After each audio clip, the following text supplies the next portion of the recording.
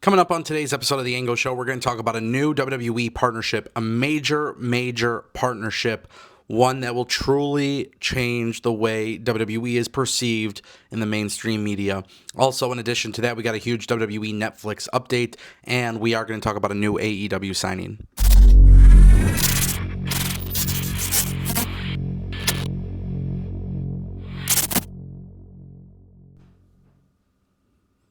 If you guys want more videos like this, don't forget to click that follow button, subscribe button, comment button, show your love, show your support. Let's get right into it. Ladies and gentlemen, WWE and Fanatics have reportedly pitched bringing WWE and Fanatics podcast to Netflix. Now, this is a very big deal because maybe you guys aren't in the loop, but Netflix just revealed this new partnership with iHeartRadio as well as Barstool Sports. So essentially the way that it's going to work is if you guys listen to some of these podcasts, you might be able to hear the audio version on like Spotify or Apple or whatever podcast website is out there, right?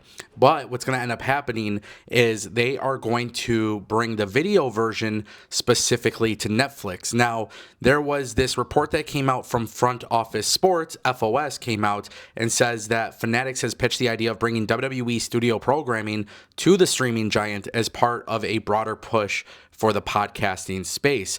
Now, iHeartMedia and Barstool Sports are bringing some of their top podcasts to Netflix. The video version is locked behind the Netflix paywall. And then again, as I said, the audio version would be free.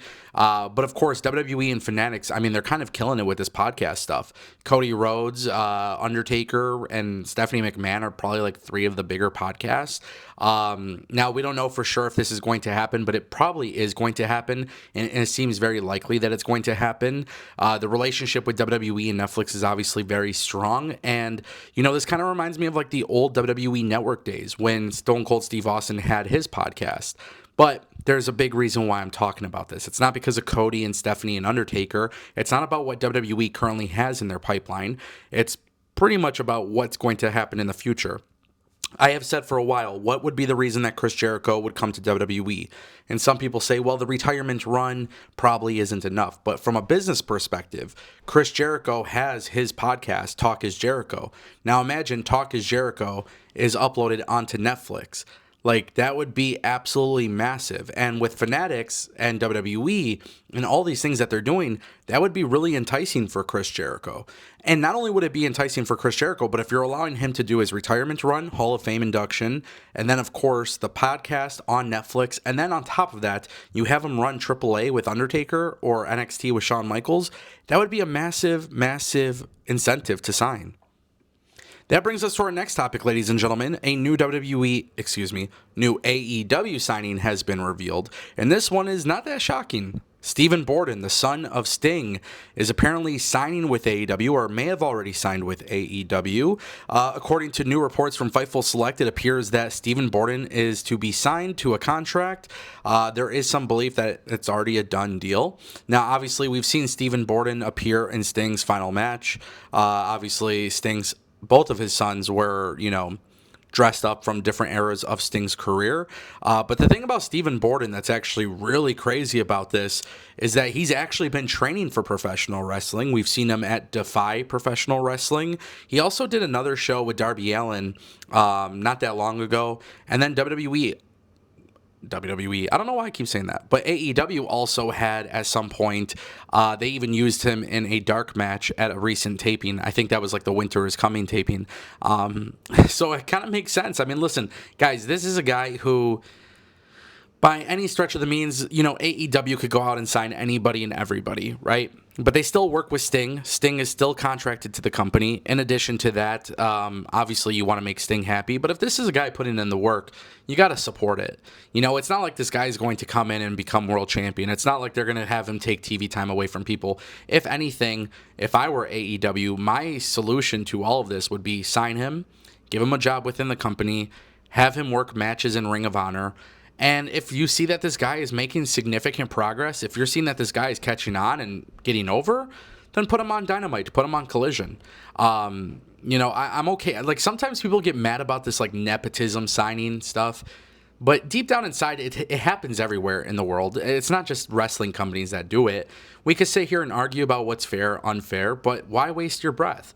I actually think this is cool. I think Stephen Borden, he could carry the legacy of Sting.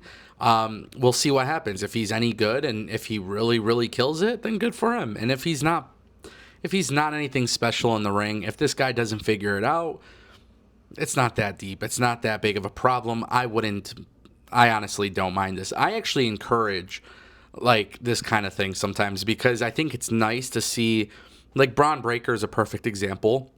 He was a football player, collegiate athlete, comes to WWE. He clearly has it.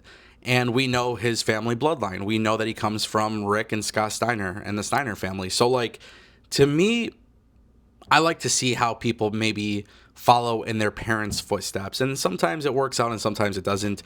But shout out to AEW for this. I think this is cool. And hopefully it works out for him. If he's passionate about it, he puts in the work, he'll be fine. There's people in AEW who will guide him. And then, of course, he comes from Sting. And that brings us to our final topic, ladies and gentlemen. It's official. WWE and OVO are now in a new partnership. OVO is October's very own. It's the major line by Drake. Drake obviously has a collection of clothing and the recording label and stuff like that. But his OVO brand has officially unveiled its full WWE merchandise collaboration. There's things with, Bret Hart and OVO 316. Raw is OVO. NWO remixed, logos with the OVO stuff. The OVO brand is very strong. Drake is one of the biggest artists of all time. Some people will argue about this all the time. It doesn't matter. And for those who care about rap beef, Kendrick Lamar, Drake, they're two big stars. Everybody knows who Drake is. Drake recently fell in love with WWE because of Lil Yachty. Lil Yachty was in the crowd. Drake was being told about this stuff, and he fell in love with it. Next thing you know, he's on a podcast talking about Rhea Ripley. Some people don't care about this kind of stuff. But the truth is, Drake is a very, very big-time artist, and his brand is a very, very big-time brand. By connecting with WWE, this is one of those partnerships that transcend professional wrestling into the mainstream. I encourage this kind of stuff. And I think, by the way, my biggest criticism of WWE, which is like, this is not just a WWE criticism. This is a criticism for every wrestling company. WWE, AEW, TNA, every company that exists pretty much. They're not that good with merchandise. I really don't think they make wrestling clothes that look cool. Partnerships like this make that achievable. So WWE partnering with Drake to make this happen, I'm all for it. And I'm not going to act like I'm not. And it's a really, really good business decision. So yeah, it drops tomorrow, Friday, the December 19th. I'm excited to see everything and probably cop something. The OVO NWO logo is really, really dope. So again, this is WWE being very smart and connecting with the outside world. People can debate about this all they want, but those are the kind of business decisions that companies like this should be making. Ladies and gentlemen, that's the Ango Show.